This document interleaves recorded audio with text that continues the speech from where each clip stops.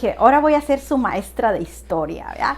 Entonces, bueno, pues ustedes han oído el dicho que dice, vale más que digan, aquí corrió, que aquí murió. Bueno, ¿se acuerdan que para los que vieron esa película, la esposa de, ¿cómo se llamaba el hombre rico a donde llegó José a trabajar? Escríbanle ahí, no tengan pena si se lo saben. Bueno, José se lo llevaron de esclavo y entonces tuvo un problema con la esposa de, bueno, no veo que han escribido, pero bueno, les voy a decir. Pero ahorita les voy a lanzar otra preguntita para que le escriban ahí. La esposa de Potifar, así se llamaba aquel hombre, que viendo la esposa de Potifar que José era hermoso en todo el sentido de la palabra y jovencito y todo, pues quiso aprovecharse y quiso tomar ventaja de su belleza y haber dicho, no se me puede resistir, ¿verdad? Pero José era temeroso de Dios. Entonces él fue ahí donde corrió aún cuando la mujer se quiso agarrar sus ropas, él prefirió dejarle la ropa, pero corrió porque tuvo temor de Dios. Él quiso primeramente agradar a Dios antes que seguir sus instintos carnales. Y eso le costó que lo encerraran en la cárcel, porque la mujer, después de que no pudo lograr lo que quería, se encaprichó y les dijo que José se andaba aprovechando de ella. Entonces se llevan a José a la cárcel. Pero mire, qué lindo lo que dice la palabra.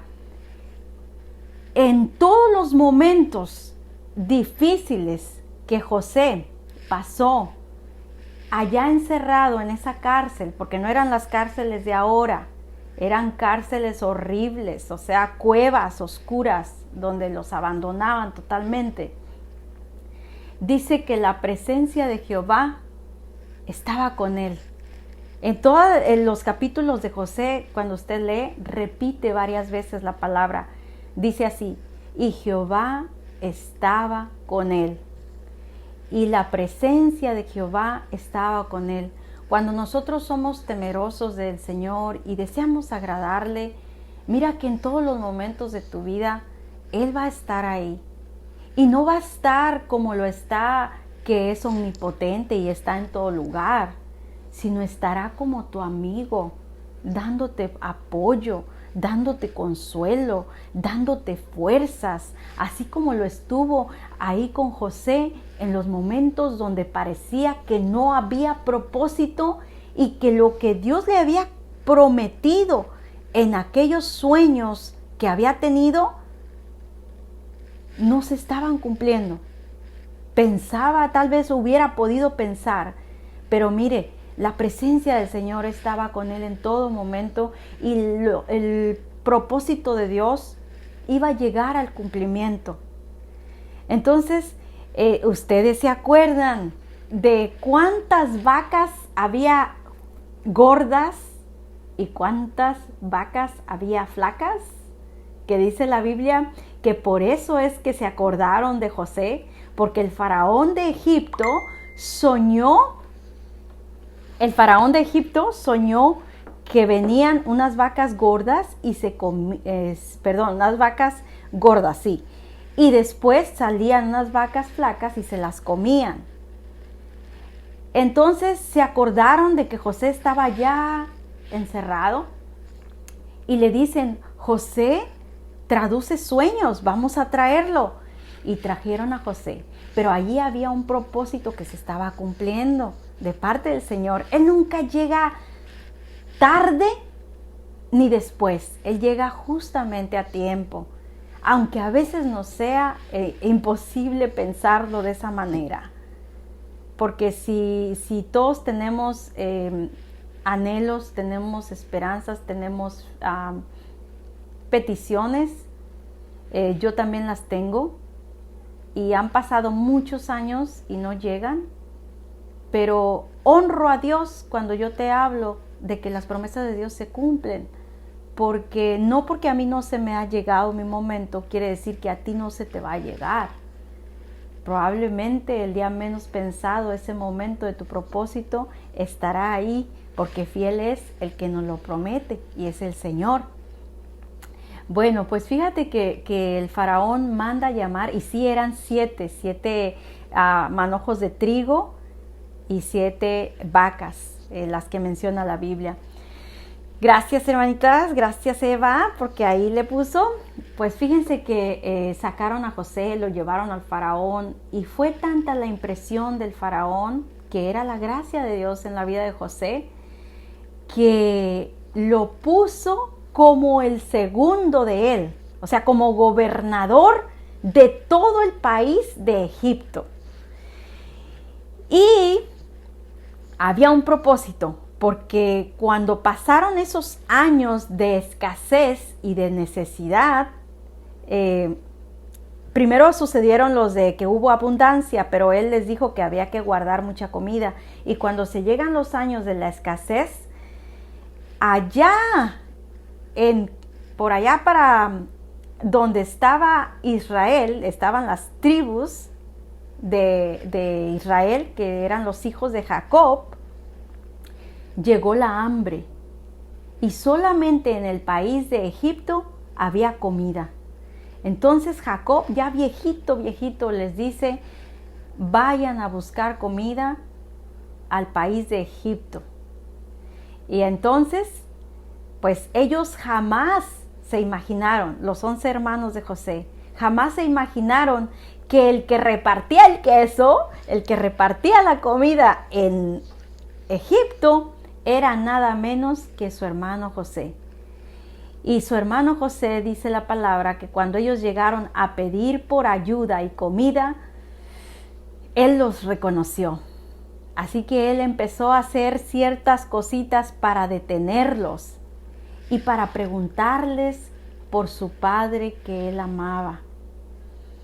Y fíjense que les estoy parafraseando rapidito porque quiero llevarlos a donde vamos a empezar la semana que entra, pero en esta situación de José, cuando pregunta por su papá, de veras que eran hombres que sabían llorar, porque dice la Biblia que cuando le dijeron que su papá vivía, él lloró tan fuerte y con toda su alma que todo el país de Egipto se dio cuenta. Es una expresión queriendo decir que lloró con toda su ser, con toda su alma. Y pues se llega el día en que invita a sus 11 hermanos y a su padre y a sus familias que se vinieran a vivir a Egipto para que no estuvieran sufriendo de hambre allá donde estaban ellos.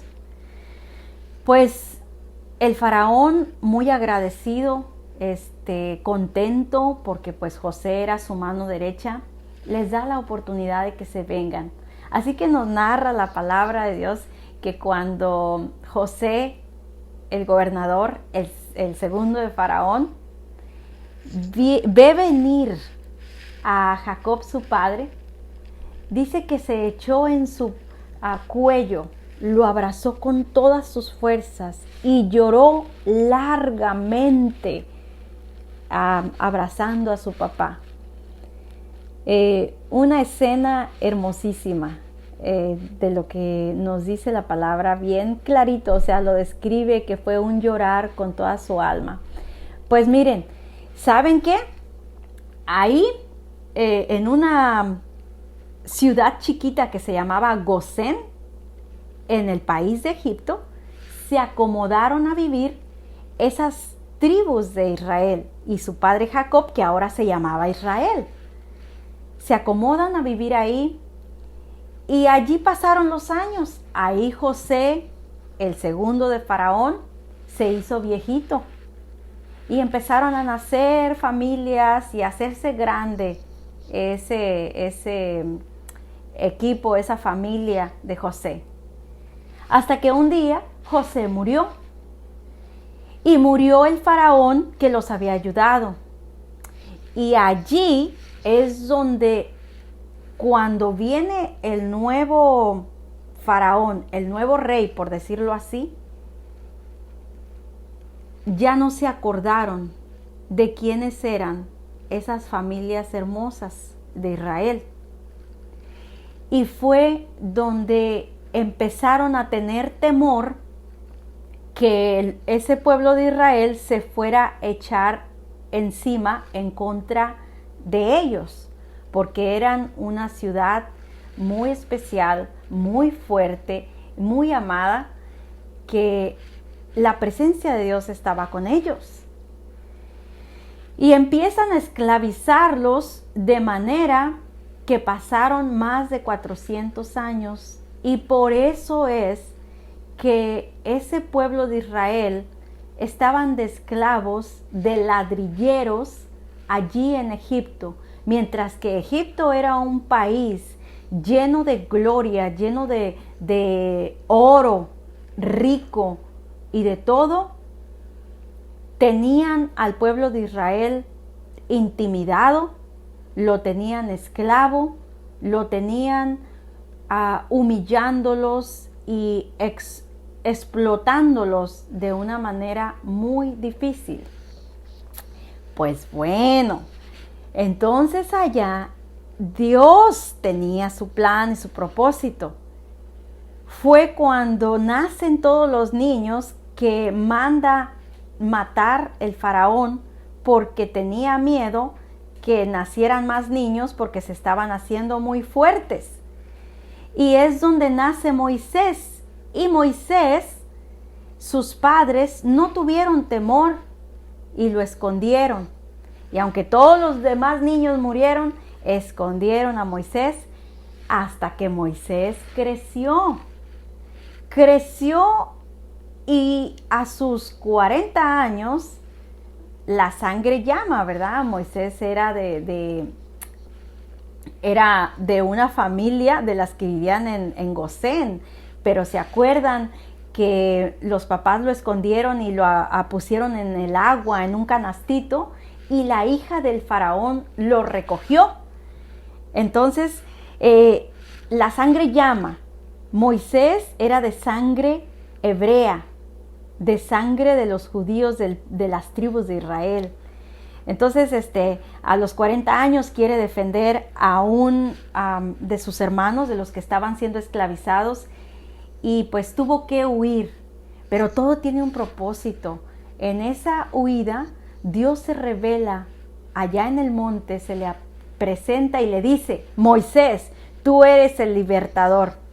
Y llegamos a la medida donde Moisés es de donde viene lo que te voy a contar de la Pascua la semana que entra.